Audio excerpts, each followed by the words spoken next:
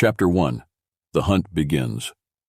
In the darkest reaches of the Zagara galaxy, where power is not just determined by strength but by cunning and heritage, there exists a prize so coveted that it drives entire empires to the brink of war: the Farala.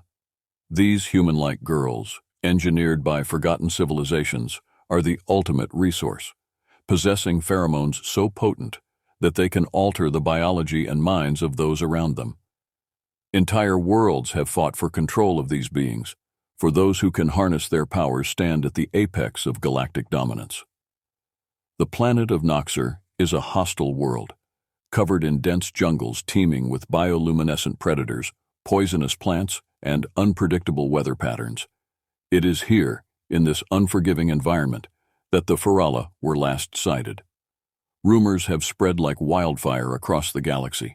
A hidden colony of Farala, bred for generations, has been discovered deep within Noxer's jungles. These new Farala are said to be unlike any before them, more potent, more dangerous, and more capable of influencing those around them than ever. Such a discovery could shift the balance of power in the galaxy, and it has drawn the attention of the most powerful matriarchs from across the stars. The Sirhaks, towering insectoid beings with glistening chitinous armor, rule much of the Zagara galaxy. They are led by matriarchs who have fought their way to the top through sheer force and ruthless strategy. Among these matriarchs, Lady Vekra and Lady Nalson stand above the rest. Vekra, with her psychic abilities and unyielding will, commands fear and respect in equal measure. Her warband, known as the Crimson Claws, has never been defeated in combat, and they follow her with a fanatical loyalty. Nalson, by contrast, is a shadowy figure who excels in manipulation, espionage, and sabotage. Her warband, the Silent Shadows, strikes from the darkness, leaving only death and confusion in their wake. These two matriarchs have clashed many times before, but this time the stakes are higher than ever. As Lady Vekra's fleet enters Noxer's atmosphere, the dense jungles below come into view. Her scouts report strange energy readings emanating from deep within the wilderness, confirming the presence of the Farala. Vekra's heart quickens. This could be the opportunity she has waited for. With the Farala under her control, her clan would rise to uncontested dominance. She wastes no time, deploying her elite warriors to the surface, ready to begin the hunt. But Nalson is not far behind. Her scouts have been on Noxer for weeks, gathering intelligence and setting traps. The Silent Shadows operate with surgical precision, blending seamlessly with the environment. Nalson knows that brute force alone will not win this prize. It will take cunning, patience, and a willingness to embrace the unexpected. As she prepares her forces, she receives reports of Lady Vekra's arrival. A smirk crosses her face. Let the Crimson Claws charge in like the brutes they are. Nalson will wait for the right moment to strike. Unbeknownst to both matriarchs, the Farala are not passive prey waiting to be captured. These girls, while engineered to enhance fertility and aggression in others, have been trained to be hunters themselves. They possess heightened senses, superior reflexes, and an instinct for survival that rivals the fiercest predators. Even in their heat phase, when their pheromones are at their peak, they are capable of outwitting and outmaneuvering those who would seek to possess them. Deep within the jungles, the Farala awaken from their stasis chambers, their eyes glowing softly in the dim light. Neural links connect them, allowing for silent communication. They are aware of the matriarch's approach, and they are ready. The matriarchs think they are hunting the Farala, but in truth they are stepping into a game of life and death, a game in which only the truly worthy will emerge victorious. Chapter 2. The Clash of Queens. The jungles of Noxer are alive with the sounds of battle as the matriarch's war bands tear through the foliage in search of the elusive Farala. The planet's ecosystem reacts violently to the presence of outsiders, with carnivorous plants snapping at passing warriors and bioluminescent insects swarming in agitated clouds. The air is thick with tension, the scent of ozone mingling with the potent pheromones that linger in the air, leaving those who inhale it feeling a heady mixture of anticipation and desire. Lady Vekra moves with her characteristic precision. Her warband is divided into 3 squads, each tasked with a specific role. The vanguard clears the path ahead, cutting through any obstacles with plasma blades and heavy ordnance. The rearguard secures their position, laying down defensive perimeters with energy barriers and automated turrets. But it is the central unit, led personally by Vecra, that advances towards the source of the energy readings. Vecra's psychic abilities allow her to sense the subtle shifts in the energy around her, guiding her towards her prey with an unerring instinct. But Lady Nalson is no less formidable. Her warband operates under the cover of darkness, even in the perpetual twilight of the jungle. Camouflage cloaks render them nearly invisible, and they move with a silence that even the keenest ears cannot detect. Nalson has deployed her scouts to lay traps and mines along the paths most likely to be taken by Vecra's forces. She knows that a direct confrontation would be costly, so she plays the waiting game, biding her time until she can strike with maximum efficiency. The first encounter between the two warbands is explosive. Vecra's vanguard stumbles into one of Nalson's traps, a field of invisible mines that trigger a chain reaction, setting off a cascade of plasma explosions. Several of Vecra's warriors are incinerated instantly, their screams cut short by the deafening blasts. Vecra snarls in anger, her eyes glowing as she taps into her psychic power to shield her remaining troops from the shrapnel. She knows Nalson is watching, waiting to exploit any moment of weakness, but Vecra is no fool. She quickly adapts, ordering her forces to spread out and advance with caution. Nalson watches the carnage from a hidden vantage point, her lips curling into a satisfied smile. Vecra's brute force tactics may be effective against lesser opponents, but against the silent shadows, they are a liability. Nalson signals her forces to prepare for Phase 2, an ambush designed to draw Vecra deeper into the jungle's heart, where the terrain will favor the shadows. But even as Nalson plots her next move, she cannot shake the feeling that something is amiss. The Farala should have revealed themselves by now, either in flight or in defense. But there has been no sign of them. Are they truly hiding? Or is there more to this game than meets the eye? Meanwhile, the Farala watch the unfolding battle with detached interest. They have no intention of engaging directly, yet. The Matriarchs and their warbands are being tested, observed, and analyzed. The Farala communicate through their neural links, sharing data and forming strategies. They know that whoever captures them will wield immense power, but they also know that power comes with responsibility. Only those who prove themselves worthy, not just in strength but in character, will be granted the right to possess them. And so they wait, setting their own traps and preparing for the moment when the hunters become the hunted. The jungle itself seems to conspire against the Matriarchs. The bioluminescent plants react to the heightened tension, glowing brighter as the pheromones in the air reach intoxicating levels. The native predators, sensing weakness, begin to stalk the warbands from the shadows. Massive serpentine creatures with razor-sharp fangs slither through the underbrush, while packs of clawed quadrupeds prowl the treetops, their eyes gleaming with hunger.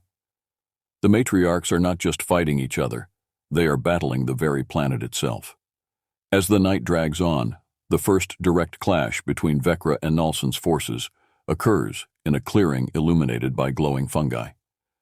Vecra's warriors charge forward, their energy blades slicing through the shadows, but Nalson's forces counter with hit-and-run tactics, using smoke grenades and disruptor fields to disorient their opponents. The battle is fierce, with both sides suffering heavy casualties. But even as they fight, both Matriarchs are aware that the true prize remains out of reach.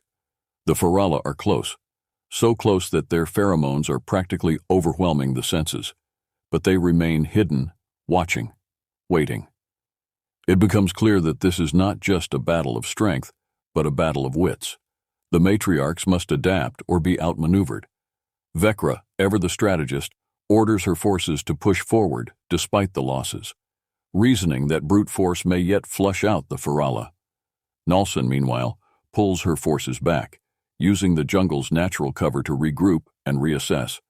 But as both Matriarchs converge on the source of the energy readings, they are unaware that the Farala have already set the stage for the final test, a test that will determine whether either of these powerful women is truly worthy of claiming the prize. Chapter 3. Worthy or Doomed. The jungles of Noxer are a twisted labyrinth of bioluminescent trees, carnivorous flora, and shimmering pools of toxic liquid. Yet for all its dangers, the planet is strangely beautiful, its glowing hues casting an otherworldly light across the treacherous terrain. The deeper Lady Vecra and Lady Nalson venture into this wilderness, the more they realize that this hunt is unlike any they have faced before. The Farala have turned the jungle into their playground, using it as both sanctuary and weapon. Every step forward is fraught with peril, every choice a potential mistake. The Farala are no mere prey. They are apex predators in their own right, each girl possessing enhanced strength, reflexes, and senses far beyond those of ordinary humans. Though they appear delicate with their slender forms and youthful appearances, they are anything but fragile. Their neural links allow them to communicate instantaneously, coordinating their movements with a precision that no warband could hope to match. They have lured the Matriarchs into the heart of the jungle for a purpose, to determine whether these would-be captors are worthy of leading them. As night falls, the jungle becomes a living, breathing entity, its bioluminescence casting eerie shadows that dance and flicker like spirits. The Matriarchs know they are being watched, not just by the Farala, but by the native predators of the planet. Vecra's forces are harried by swarms of venomous insects that swarm out of the trees, their stingers delivering a neurotoxin that paralyzes its victims. Nalson's warriors find themselves pursued by shadowy creatures that stalk the edges of their vision, striking with razor-sharp claws before melting back into the darkness. Despite the constant danger, both Matriarchs press on, driven by ambition and the promise of power. Vecra's psychic abilities give her an edge, allowing her to sense the faintest traces of the Farala's presence. But even with her talents, she struggles to pinpoint their location. The jungle is alive with psychic echoes, making it difficult to discern what is real and what is a carefully laid illusion. Vecra grits her teeth, refusing to be deterred. She has fought her way to the top of the Sirac hierarchy through sheer willpower, and she will not let this challenge break her. Nalson, on the other hand, relies on her cunning and experience. She knows that the Farala are testing them, probing for weaknesses. Her warriors are equipped with specialized sensors, designed to detect even the faintest fluctuations in pheromone levels. But the Farala are experts at masking their presence. Nalson orders her forces to spread out, laying traps of their own and setting up ambush points. She knows that the key to victory lies in patience and precision. But as both Matriarchs close in on the source of the energy readings, they are forced to confront a grim reality. They have been led into a carefully orchestrated trap. The Farala have lured them to a hidden arena deep within the jungle, a place where only the strongest and most cunning can survive. This arena, bathed in the soft glow of bioluminescent crystals, is the stage for the final test. The Farala step out from the shadows, their eyes glowing with an eerie light. They move with fluid grace, their movements almost hypnotic. There are 10 of them, each uniquely designed with varying hair colors, eye shades, and body types, but all sharing the same aura of deadly elegance. They circle the Matriarchs and their remaining warriors, their expressions unreadable. The leader of the Farala, a girl with silver hair and violet eyes, speaks with a voice that resonates like a melody. "You have proven yourselves as warriors," she says, her words echoing in the cavern, "but strength alone is not enough. What will you do if you possess us? Will you merely use us as tools for your own gain, or do you understand the responsibility that comes with such power?" Vecra steps forward, her eyes blazing with determination. "I will unite the galaxy under my rule," she declares. "With the Farala at my side, I will bring order to the chaos and crush those who oppose me. I offer you the chance to be part of something greater, to shape the future as it should be." Nalson, ever the strategist, offers a different perspective. "Power is meaningless without stability," she says, her voice calm and measured. "I do not seek to dominate, I seek to create balance. With your abilities, we can broker alliances, prevent wars, and bring an end to the endless cycle of bloodshed. I offer you not just power, but purpose. The Ferala exchange glances, their expressions unreadable. They are weighing the Matriarch's words, testing the sincerity behind their promises. But words alone are not enough. The final test is not one of combat, but of sacrifice. The Ferala create a scenario in which both Matriarchs must choose between their ambition and the lives of their remaining warriors. It is a test of character, of leadership, and of understanding the true nature of power. Vecra, driven by pride, initially refuses to back down. She is willing to sacrifice everything for victory, but in a rare moment of clarity, she realizes that the cost is too great. Reluctantly, she orders her forces to retreat, prioritizing their lives over the prize. Nalson, ever the pragmatist, seeks a way to outmaneuver the test itself, but even she is forced to confront the reality that there are no shortcuts. The Ferala observe in silence, their decision made. They step forward, no longer the prey, but equals standing before the Matriarchs.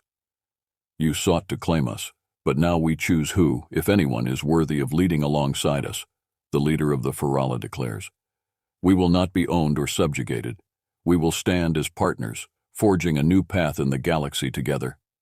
Both Matriarchs, humbled and yet resolute, accept the offer. They realize that true strength lies not in domination, but in cooperation.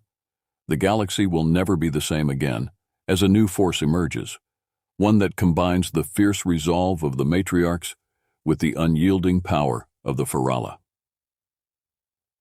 Chapter 4. The Choice of the Ferala.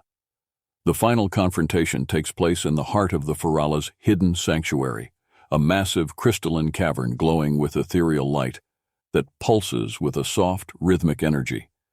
It is a place of beauty and danger, where every step echoes with a sense of ancient power. The Matriarchs, battered and bruised from the relentless trials of the jungle, stand before the Ferala, their pride held in check by the knowledge that this is the moment that will determine their fate.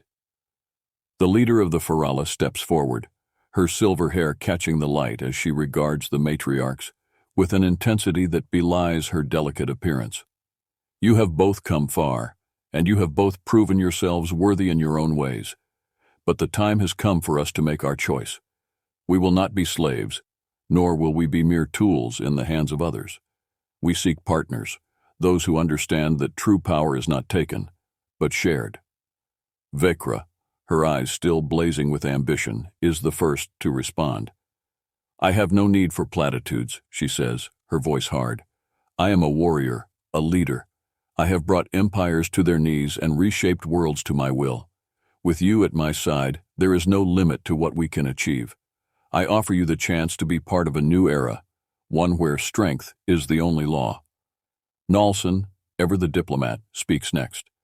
Strength without wisdom is a weapon with no purpose. I have seen civilizations rise and fall, torn apart by ambition and greed. I do not seek to rule through fear, but through understanding. The galaxy needs more than warriors, it needs visionaries. Together we can bring balance to the chaos and build something that will endure. The Ferala listen, their expressions giving nothing away. The leader closes her eyes for a moment, as if communing with the others through their neural links. When she opens them again, there is a glint of amusement in her gaze. You both speak of power, of control, but neither of you truly understand what we offer. We are not mere weapons or prizes to be fought over. We are a force of nature, a catalyst for change. We do not seek to conquer, but to evolve. The Matriarchs exchange wary glances, sensing that the outcome is not what they expected. The leader of the Ferala continues. We will choose our own path, and those who would stand with us must be willing to let go of their need for dominance. We will shape the future together as equals, or not at all. It is a bitter pill for the Matriarchs to swallow. Vecra's pride demands that she reject such an offer. She has never bowed to anyone, and the idea of sharing power goes against everything she has fought for. But in that moment, she realizes that to refuse is to lose everything. With a heavy heart, she nods. Very well. I will walk this path with you, on your terms. Nalson is more pragmatic. She has always understood that true power lies in adaptability. If that is what it takes to secure our future, then I accept, We will forge this new alliance together." The Ferala leader smiles, satisfied. "Then it is decided. We will stand together, and the galaxy will tremble at what we will become. This is not the end, but the beginning of something greater than any of us could have imagined."